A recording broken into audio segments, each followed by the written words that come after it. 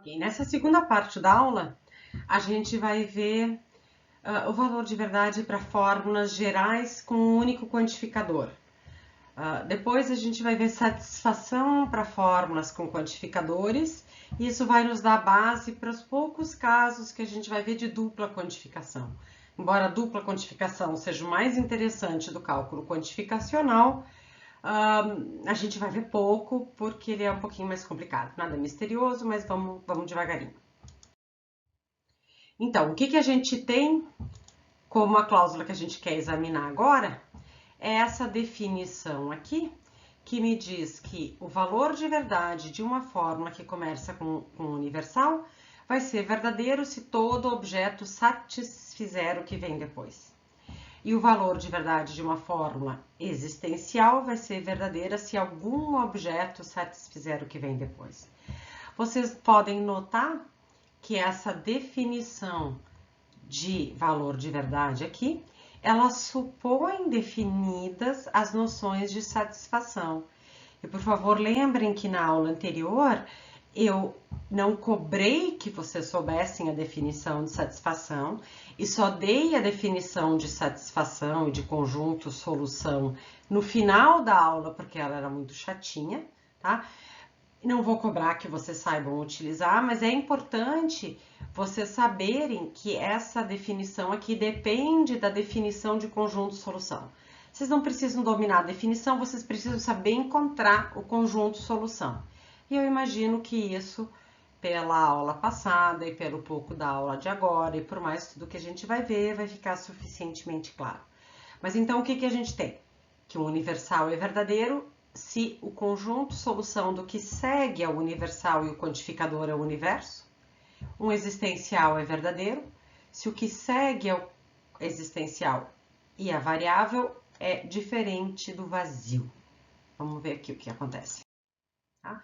Vamos ver alguns exemplos, lembrando então essa cláusula, e vamos ver a nossa definição, ver como é que ela se aplica, primeiro mecanicamente, depois vocês vão conseguir ler melhor. O que vai acontecer com essa primeira aqui? Para que essa aqui seja verdadeira, ela é uma universal, de acordo com essa cláusula, o conjunto solução disso daqui tem que ser igual ao universo. Bom, vamos ver qual é o conjunto solução disso aqui. Ah, esse a gente já sabe, é igual ao conjunto dos pares.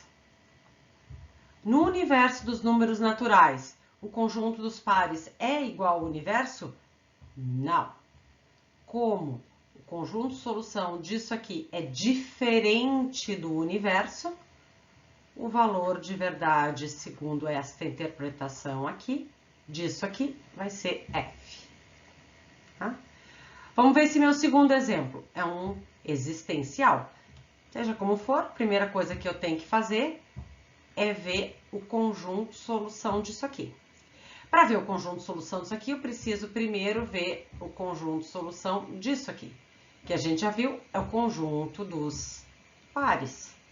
Bom, mas então o conjunto solução disso aqui vai ser igual ao conjunto dos ímpares. E para que essa aqui dê verdadeiro, é necessário que o conjunto solução disso aqui, a saber, o conjunto solução dos ímpares, seja diferente do vazio. Bom, de fato é. Nos números naturais existem números ímpares. Então, o valor de verdade segundo I disso aqui vai ser igual a V. Vamos ver o que acontece aqui, vai começar a ficar mais interessante. Vai ficar mais interessante porque a gente vai ter fórmulas mais complexas, né? Vamos ver o que acontece aqui. A gente sabe que para determinar o valor de verdade disso aqui, a gente precisa ver se o conjunto solução disso aqui é diferente do universo. Então, vamos ver primeiro o conjunto solução disso aqui, que vocês já viram na primeira parte da aula e já fizeram exercícios. Para ver o conjunto solução disso aqui, a gente tem que ver aqueles objetos que satisfazem o primeiro conjuntivo e o segundo conjuntivo, ou seja, são os pares primos. Ora, quais são os pares primos? O 2.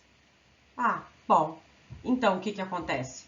Existe um par primo e, portanto, o valor de verdade disso daqui nessa interpretação é igual a V.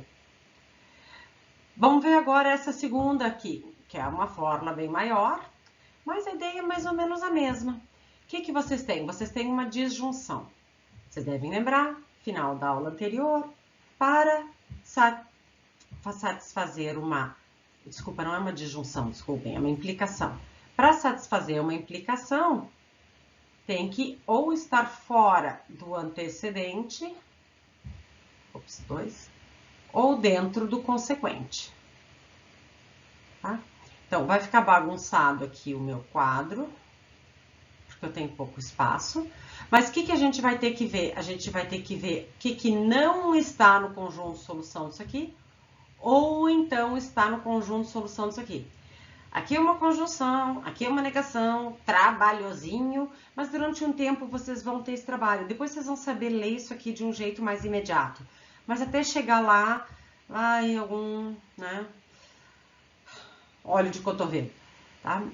Então, aqui, vamos ver primeiro qual é o conjunto solução do antecedente para a gente saber o que está no complemento desse conjunto solução. O que eu tenho aqui? R2 é a relação menor que, A2 é 2. Então, isso aqui, esse lado daqui vai ser satisfeito por todos os números que são segundo com o 2 como primeiro. Ou seja, vai ser satisfeito por todos os números maiores que 2. Então, aqui a gente vai ter 3, 4, 5, 6 e assim por diante.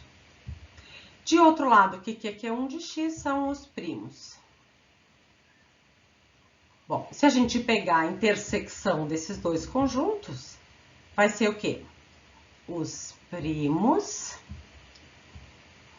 maiores que 2, né? Porque para estar nos dois lados, o 2 não está aqui, só está aqui. Mas e os pares e os não primos não estão aqui. Os não primos não estão aqui. Então, vão ser os primos maiores que 2. Bom, o que vai ser o complemento dos primos maiores que 2? São todos os menores que 3, né? Maiores ou igual a 2, e todos os não primos. Ou seja, o que vai ficar de fora desse conjunto aqui? Vamos ver o que vamos... Se ainda não está claro o que eu estou falando, vocês podem ir pensando o seguinte. Vamos ver, eu quero pegar o complemento desse conjunto aqui. O zero está aqui? Não, porque o zero não é primo maior que 2. Então, o zero está no complemento. Vou fazer assim, ó, complemento de asterisco. E asterisco é esse todo aqui, tá? O 1 é primo maior que 2? Não. Então, o 1 entra aqui. O 2 é primo maior que 2? Não. Então, o 2 entra aqui, no complemento, porque não é primo maior que 2. O 3 entra aqui? Sim, o 3 é primo maior que 3. Tá, então o 3 não está no complemento, porque o 3 estava aqui. O 4 é primo maior que 2? Não, então o 4 entra. O 5 é primo maior que 2? É, então o 5 entra. O 6 é primo maior que 2? Não, então ele entra.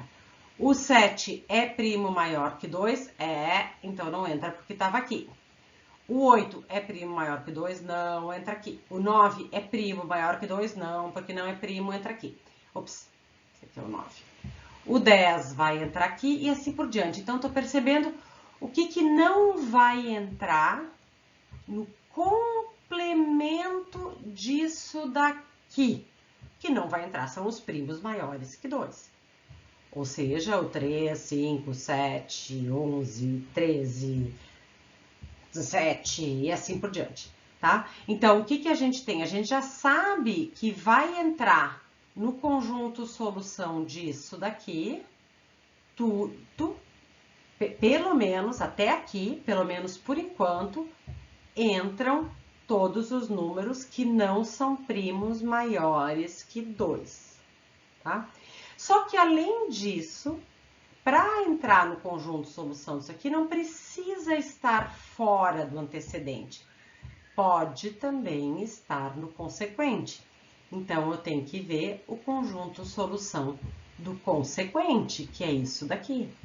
E que é, por sua vez, uma negação, portanto, vai ser o complemento de P1 de x, que é o quê? Que é igual aos ímpares, porque P1, nessa minha interpretação, são os pares. Bom, então eu tô vendo que entrava no conjunto solução disso daqui todos os números menos os primos maiores que 2. Mas também entra todos os ímpares. Bom, mas espera aí. Entrava o 1, o 0, o 1, o 2, o 3 vai entrar agora porque é ímpar, porque está no complemento dos pares. O 4 já entrava, o 5 é ímpar, o 7, bom, então tinha ficado de fora do complemento do antecedente os ímpares, os primos maiores que 2. Mas eles são todos ímpares. Então, eles vão entrar. Ou seja, o conjunto solução, segundo essa interpretação dessa fórmula aqui, complicadinha, é igual ao universo. Bom, se essa aqui é igual ao universo, é porque o valor de verdade, segundo o I dessa universal, aqui é verdadeiro. Então, vocês estão vendo que é chatérrimo. Eu prometo que vai ficar menos chato. Bom, alguns vão continuar achando chato sempre, mas agora até eu acho chato essa parte. Mas faça um pouquinho esse trabalho de tirar das definições, depois vai ficar mais interessante. Tá? Façam então uma pausa. Eu nem fiz os universais com a outra interpretação, os universais existenciais, os gerais com outra interpretação, porque a ideia é sempre a mesma. Vocês têm que ver qual é o conjunto solução, se ele for diferente do vazio, o existencial é verdadeiro, se ele for igual ao universo, o universal é verdadeiro, né? E caso contrário, né, se for igual ao vazio, o existencial é falso, se for diferente do universo, o universal é falso. Então, façam aqui, tem um númerozinho grande de exercícios, interrompam, falem com os colegas, falem com o monitor, falem comigo, continuem fazendo, confiram as respostas, até a parte final da aula, que é a mais chatinha, mas o grosso vai estar até esses exercícios aqui, tá? Então, até já, até mais.